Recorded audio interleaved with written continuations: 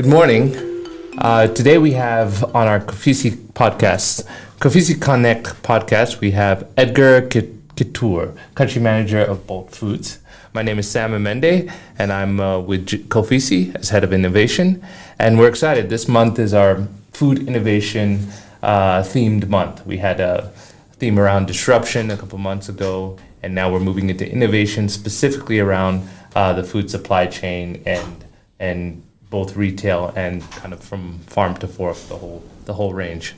So Edgar, I mean, you have an interesting background. Of course, you came into Bolts from I think it was Supper in London, which was kind of in line with what you're doing now. But you've been in commodities trading. You've done in consulting. How has your kind of background fit into what you're doing now? How would you explain that transition? I'd definitely say that I have quite an interesting background. I think I've worked in maybe around 6 or 7 industries through my short career lifeline. I'd say what's the themes that always carried through is always I'd say disruption, the challenge, and also like good opportunities, right? So when I came to Bolt, I'd previously done the similar role at Supper. I think it was more different because it was my company.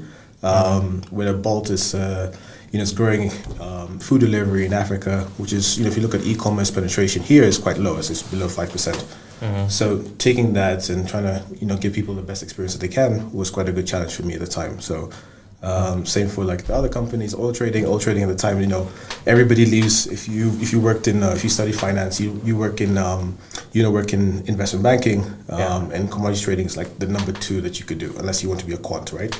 So working there was also quite a good challenge for me because it's something that, you see commodities here on an African scale, but actually trading is a whole different game as well. Yeah. Interesting. Yeah, I think I can relate to just the opportunities, especially you see the shifts as they happen on the continent. You pick up trends. As you said, the penetration of delivery is only 5% in the local market, whereas in Europe, especially in Dubai, you see almost, I think sometimes almost at 50% in terms of food delivery being the general trend of consumption. When you came in, when you guys brought in the food part of Bolt into the market, it was during COVID, right? It was right smack in the middle of this kind of huge shift to what do we do, what's convenient, online came into play. So was that just fortunate timing in how you came into the market with Bolt Foods, or was that a challenge in kind of changing consumer behavior? Explain kind of the trends when you came in. Yeah, absolutely. I think before I came in, I think Bolt had been trying to launch for 1 year. I think, launching a market is not as easy as people think, right? So you have to have a couple of things that go in your favor. Number 1 is selection, right? So making sure that you have enough restaurants or retail stores on your platform to make sure that you can attract users to come there. Because, I think for long periods of time, we didn't have the big brands on our platform. So essentially, we got a chance to have the big brands, but also I would say like a big part of our success was the time we launched during COVID time. So during COVID, we launched at March 2021, so actually 3 years, just over 3 years now. Uhuru, at the time, the president shut down all restaurants, so dine-in was not an option for a lot of people. So food delivery came at the almost perfect time, both for like the customers, but also the restaurants itself, because you think about it, right? These restaurants have hired hundreds of staff that they probably need to like lay off if they didn't have a chance to do delivery. So we came in at a perfect time there. Also want to say in terms of like market forces is for not just only for food delivery, any single time is the timing that you launch is really, really important, right? And what I always talk about is having the right value proposition at the right time. So if you talk about Bolt 3 years ago, it's quite different from where we are right now. You remember Bolt would have like the 50% discounts and like the heavy discounting for the free delivery, and you could almost like see what we wanted to do. We wanted to get market share as quick as possible, and then also once we attain that market share, we kind of like now kind of leveled up to where the market is at the moment. So what you're seeing right now is organic growth from ourselves, opposed to where you see like 3 years ago, where we had to heavily invest, heavily discount, growth at the start. Yeah, I was actually at Java at the time, and we were going through that transition of downsizing stores, pushing a lot of delivery and online business, and I remember working with Jumia Global, Bolt, whose Uber came in. I mean, there was quite a bit of competition for that market, but it was about providing options. We wanted to target any consumer, whatever platform you're on, be able to access kind of the food at the right value, at the right delivery distance and radius. And Bolt was one of the more competitive players in the market at the time. Yeah, absolutely. Talking a little bit about competition, I think something that's comes up quite a lot is like, hey, we have so many competitors in the market. Every industry have competitors, right? And I always say this: competition is actually quite good for the customer, because if you look at it, forces me as the manufacturer or me as the producer to up my quality, right? To ensure that I'm always winning the customer service the best way I can, right? So more competitors mean the better service for you as a customer. But equally, if you look at all of our, this food delivery industry, is we all have our different value propositions to the customer as well, right? Bolt food is very, very different from our competitors, Glovo, Uber Eats, formerly, and also Jumia, who's left the market recently. Why? Because Bolt is part of ride-hailing, right? If you look at how big ride-hailing is, and we do millions of trips in a month, right? Yeah. I don't think any of our competitors can say the same thing. So our customer is quite different from where we see like our competitors get the customers from. Right. Yeah, so you're leveraging off a strong hailing system and saying, hey, in addition, on one app, just you can order your food now. And I found the same. I had Bolt as a riding app, and then I was like, oh, they're starting to deliver food, and especially for a bit more cost sensitive market, especially in Kenya, we're always kind of looking at the best value, not the cheapest, but value for money. I think Bolt is a strong player in that field. Yeah. Speaking of kind of tech and differentiating your product, one of the things you guys implemented was the scheduled food delivery services. How did that come into play, and how effective has that been? I think for us is like something that we always want to do is we want to try improve our product and tech as much as possible. Looking at Bolt itself, or Bolt Food, we launched globally in 2019, so we're the youngest out of all the players. So we have a lot of catching up to do in terms of their tech stack. But one of the ways we can do it is introduce new products and services. Scheduled delivery is one of them.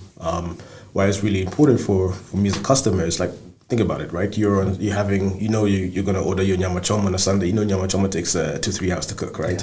Yeah. If you schedule your order, you can get it at the prepared time required. Equally, if you're doing like a big shop, let's say you're doing grocery delivery. Let's say you want to do like a big, you're doing a monthly shopping, let's say 10, 15K. You also want that scheduled delivery because you want to ensure that you have the quality delivery service.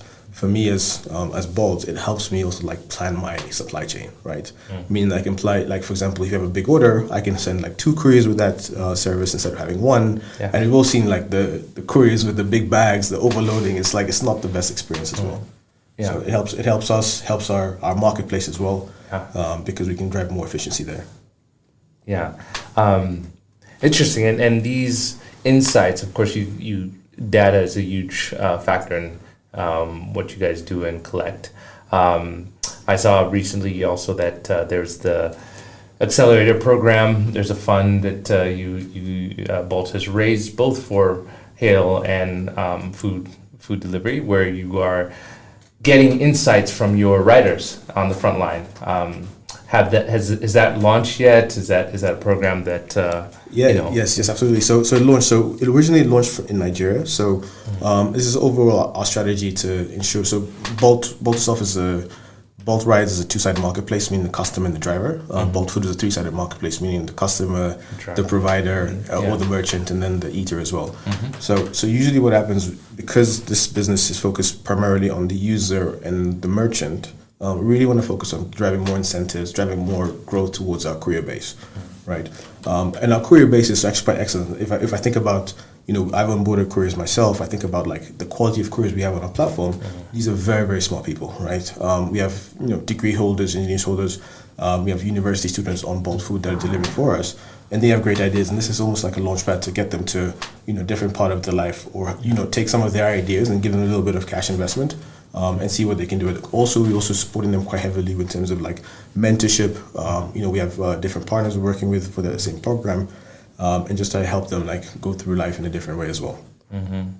Yeah, you usually sometimes see a rider that start out on a bicycle or e-bike, and then they graduate and they're doing farming, and it's nice to see kind of their level of welfare increase as they gain more insights and become businessmen in their own right, as writers.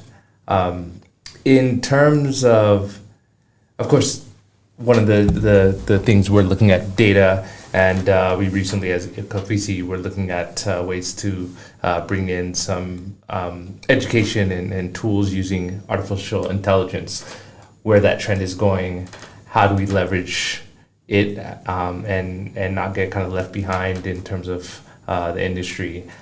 Is that, just curious, in terms of predicting consumer behavior, do you guys use any intelligence, AI, big data? I'm sure it's all part of the... Yeah, this is daily. I think like in terms of like how much data we look at Bolt is just incredible. Think about like your matching algorithm to make sure that the courier that you get to deliver your food is probably the best. If you look at your Bolt food app, you can see like somebody is delayed. Let's say, for example, the restaurant has delayed the cooking time, right? We'll let you know that it's been delayed for that estimated time and adjust that estimated time to be a little bit longer than what is required. Recently what we did is, I don't know if you've seen on the Bolt food app, we've got like a lot of photos coming about right now. So maybe our photo coverage is increased by 80% year over year. Why is that? Is because now we can use AI generated images for some of the images to improve the quality. Because what we've seen is when a customer sees, so generally with AI images right now, you can see you have quite a good matching policy in terms of the percentage of accuracy now. So if somebody, a restaurant, let's say for example, Sam's restaurant has like ugali, omena, generally if you don't have the photos itself, we can generate the photos for you and have them on the app, because we see a high conversion rate with customers when you see a menu item with photos and without photos. Because food is a very visual purchase. Yeah. It's interesting. You've seen that. I see that also, both digitally and on billboards. You're seeing a lot more AI-generated images that do provoke some type of reaction from consumers. And it's not so much replacing people's jobs or industries, how you harness kind of those tools and really make it work for your business. On the on both the sustainability side, you mentioned in terms of making sure with scheduling, drivers aren't overloaded. The food, often with delivery, like you're worried about, is this omena ugali, is it landing in a way that's quality, that the food's not all kind of messed up. You're maintaining a certain level of standard from your vendors and from the end consumer. How do you...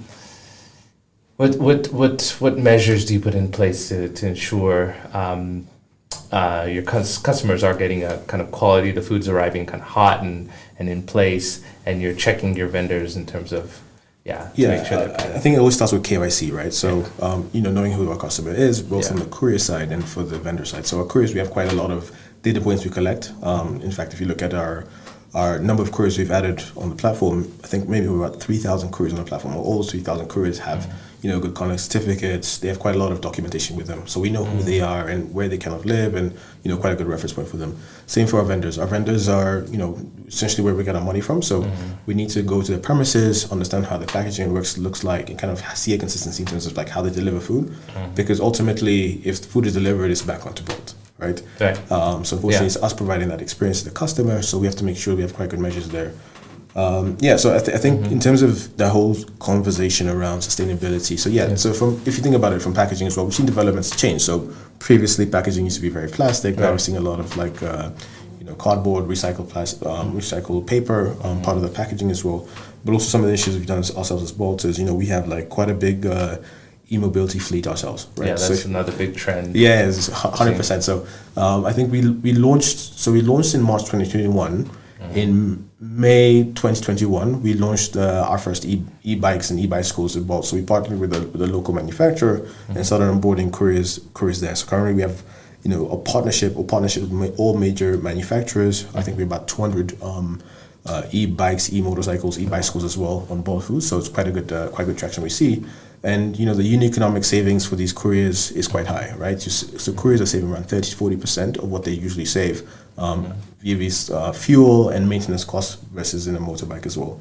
I think some of the challenges we've seen recently in that industry is, the infrastructure is not that rigid. Yeah. So, we talk about charging stations. I think we are still scaling up, but also the price points is still very, very high for these couriers to, purchase them. Also from a finance point, if you price versus an ICE bike, let's say your normal Bajaj, it's maybe like 30 to 40% more expensive, right? So trying to make sure we balance out that industry, trying to promote them as much as possible, trying to see how many more queries we can have on the platform. So we're always happy to partner with new manufacturers, new fleet partners, providing that service. And are there financial institutions who've come on board, or you've been able to create financing products or services that kind of meet this need? Yeah, absolutely. So some partnerships on the way. I think we've got one running right now with Mogo Finance, but there's some bigger ones coming on. And for me, in terms of my viewpoint, I don't think that we should always have like one particular preferred partner. I think the market's still so small. We need to have as many partners available to us. So it's unfortunately not seen so much traction with banks in this sector, but I think definitely it's quite a good space for them to go into and have more asset financing there. Excellent. And in terms of growth opportunities in this market, you're primarily focused on Kenya right now, right? Nairobi is obviously the epicenter and where most activity happens. How's your growth in terms of secondary cities? Where do you see some of the opportunities, both on the vendors? I guess that's a big leading point of our key brands, the Simbisa, Java's moving into these areas, and do we have enough of a catchment? But yeah, how do you look at kind of growth opportunities? Yeah, so in my viewpoint, I think 90% of the market is Nairobi, 10% is in other cities, right? And then other cities is quite challenging. And from where I see it is because you've got seasonal cities, let's say for example Mombasa, whereby the order frequency for like the person living in Mombasa is a little bit lower than somebody who's coming in from Nairobi to visit Mombasa for that period of time. Equally, we've seen like quite good growth potential in Nakuru, Eldoret, Kisumu. Mind you, like if you look at rice business is in 17 cities in Kenya. So we still have a lot of catching up to do. Eventually, we'll reach all those 17 cities because ideally, what we want to do is we want to make sure wherever Bolt Rides is, you can also get Bolt food because the cross pollination is really important to us. But for the moment, we are focusing on growing Nairobi out. There are some zones in Nairobi where we still don't deliver to, making sure that we serve the customers there. But also focusing on Mombasa, towards the seasonality, or making sure that we have quite good selection there. In terms of like how we actually look at growth, it's quite interesting actually. So we look at a couple of metrics, and it's always down to like, because how food delivery, you can have one area very, very densely populated. It's very different from Europe. It can be densely populated, but the people like actually the purchasing power in that area can be very, very limited and small. So this is like some of the data we look at in these areas. We've seen recently some quite good trends from our partners. They've expanded to Nyuki, Kilifi as well, something we're looking forward to doing as well. So other part of our growth strategy is looking at other segments, right? So retail, grocery, supermarket delivery is quite a big one for us this year. So essentially, if you look at some of the partners we'll have very soon, they have more than 110 locations countrywide, right? So ideally, what you want to do is you want to try and match up that as much as possible where it makes sense. Yeah, wow. Yeah, I could see with the retail that being very interesting in terms of growing with those partners and seeing how their models can kind of complement your business. I think it's an exciting market to be in. You're seeing a lot of developments happening almost every day, month. In terms of affordability, that kind of also aligns with growth because you can play casual dining, fast-moving consumer goods, fast foods, retail, and then often you find like even in our offices that you have the local kind of kibandaski markets, but ensuring kind of quality control is at that level. Do you have people offering a lot of local foods and trying to get on your platform, but having challenges with meeting some of those delivery and quality standards? Where do you in terms of affordability? Yeah, definitely. I think definitely if you look at the market, you can almost segment the users in different ways, right? So let's say the user band between below 300 shillings. Generally, this is somebody going to the office, wants to get a quite high consistent meal below 300 shillings. Generally what we see is we see the same order frequency, but we don't see them that much traction, right? Because you can only order a certain amount of food from certain restaurants. And we see like customers get fatigued from ordering the same thing quite different. That's why it's really important for us to have variation on our platform. So yes, today you may have your 300 shilling meal, but tomorrow you may have a 500 shilling meal. To making sure that selection is always covered from whatever you want. And yes, we do have. If you look at our selection, I'd say majority of the restaurants on Bolt are more primarily chicken based, like the fast food chicken restaurants, and that's where majority of people order from. But we do have that selection for local food, and we're seeing quite a nice trend around local food. But we're seeing quite a lot of experimentation, right? So we're seeing a lot of people like order more Japanese food, more Chinese food, more Thai food as well. We've seen quite a lot of new Thai restaurants come on the platform recently, and Mexicans as well. I don't think we have enough Mexican restaurants here. Agreed. In fact, of those kind of gaps you see, perhaps in the market. I mean, one trend, I think it will come in locally at some point, but delivery businesses offering ghost kitchens or facilities to say, hey, we're noticing a demand and gap in this market. We'll either kind of do a JV or jointly kind of partner with you to expand your delivery options to this catchment, or bringing in, at some point you might find bringing in some kind of food service or delivery in-house, although it's not your core business. But do you see kind of gaps and any interesting developments in that? Yeah, 100%. I think dark kitchens itself is quite interesting. We have a couple of dark kitchens in Bolt Foods. So like Ando Foods is a dark kitchen. Okay. I also know that Snack Attack has some dark kitchens as well. Yeah. And ghost kitchens, depending how you want to look at it. Dark kitchens. Yeah. So it's happening more and more on our platform, and we're seeing and we are sharing data to our partners and be like, hey, there's a really good opportunity. We lack Mexican cuisine, or we like Thai cuisine, and we're seeing our partners use our data and create these brands for us, these virtual brands for us. Sometimes the uptake can be really, really good. Sometimes it can be really, really bad as well.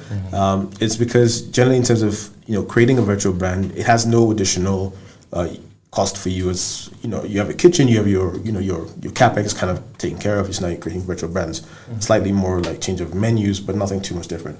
But now it goes towards like promoting the new brand, right? So making sure there's awareness. So what we see like brands coming to us and then almost like overly want to promote their brand on our platform, which is good. And if they can maintain the quality, it's great. So something we definitely see and we definitely encourage to do. This actually originated from our team in Lithuania. So in Lithuania, we have a lot of virtual brands. In Estonia, we also tested out kitchens ourselves, right? So we used to look at the lack of, I think in those countries, we have lack of Indian restaurants. So essentially just got a menu from another Indian restaurant and tried out, cooking them ourselves and see the ROI. I think we've stopped the test now, but, just kind of look and experiment, see what else we can do to bring the market in. Something that's quite not new in this market is quick commerce, right? So dark stores, so dark supermarkets. We see that as well. We have one company, Everyday Mart, which is a dark store, whereby you can order your everyday supplies. You'll see that trend also continuing as well. So if you don't know about Bolt has Bolt Food, Bolt has Bolt Market in Europe as well. And Bolt Market is our version of a supermarket whereby we fulfill the delivery. We have our own stores, and it's doing quite well in Europe at the moment. Ah, fantastic. So some of these, as this market grows, will be able to come into play. The kind of a final question around, you have an interesting background on infrastructure, investment, financing, and also kind of this retail side. Do you see any kind of gaps? I think with the delivery business, it's quite disruptive in that you don't rely on a lot of infrastructure besides like the charging stations if you're doing e-bikes or whatnot. But in terms of getting kind of bicycles, bodas to people's houses, perhaps in terms of mapping the delivery points might be a challenge here and there. But any other kind of key areas around ensuring the infrastructure and is meeting the level of service and delivery that you want to execute? Any thoughts around that? Yeah, no, definitely. I think this is definitely a pain point for a lot of us, the infrastructure we see in Nairobi. I think Nairobi is doing a great job. There's a lot of changes that are ongoing, but right now we're going through quite a rainy period, right? So you can imagine now deliveries are going to take a bit more time. We'll see the frequency of accidents increasing quite a lot, which is definitely a pain point around. It's mainly to do with road design, but also in terms of like how also we sensitize our riders, making sure we have good collaboration with NTSA and the Ministry of Transport to make sure that the riders on our platform will actually understand how to ride a bike. Because usually, if you think about how border service is popularized recently, right? So somebody's finished school, usually they'd be like, hey, let me come to Nairobi, get a job. But usually, what's happening is the first form of employment is now border, right? And the lack of training and schooling around how to ride a border and how to ride these things impacts, it will impact them somewhere down the line, right, and the safety facility as well. It's not really done there. So something we're trying to do as well is trying to increase our communication with our couriers around safety around these periods of time. I don't know if you've seen on the app, whenever there's quite heavy rain, we share a model banner to our couriers and tell them, hey guys, it's raining, please just be careful. Don't rush to deliver the order too quickly as well. Infrastructure-wise, yes, it varies, right? So a big part of our expansion is infrastructure. So going from here, if you look at Mombasa is an island city. Essentially, you can get an order from one part of the island to another part of the island. Delays will be there. So like it's a key part of how we do our planning internally. Well, thanks. This is exciting for us because we are in the business of making lifestyles convenient in terms of making sure people can work and access food services and access just commute quite easily. So we recently introduced kind of hospitality services ourselves, at KOFISI, and currently only serve two main restaurants, but we're looking to innovate with companies like Bolt and others to make sure we're able to access and deliver food services to our members, and I think it's a very interesting space to be in, and the trends are very positive in terms of where the growth is happening and how you see consumers behaving, and even the tech platform in terms of payments, M-Pesa and all these things that make things a lot more easier to process. We will have Edgar on a panel with us in a couple weeks we're looking at bringing in a few other players who deal with it from all the way from kind of agricultural side to chefs and how they kind of execute innovation in their restaurant. So just thank you for joining us on the show today. We look forward to having you on our additional panels moving forward, and any kind of parting thoughts you have in terms of what consumers should be aware of or look out for in terms of what you guys are doing. Yeah, I think from my side is just like, guys, just experiment with food delivery. I think there are a lot of good restaurants where people are ordering from. But I think I have a question for you actually. I'm like, Sam, please. I need to know what's your top 5 restaurants? Top 5 restaurants? Yeah, no pressure. Okay. In terms of fine dining, Haru is one of my favorite kind of sushi restaurants on the top end, and Talisman. I am a big.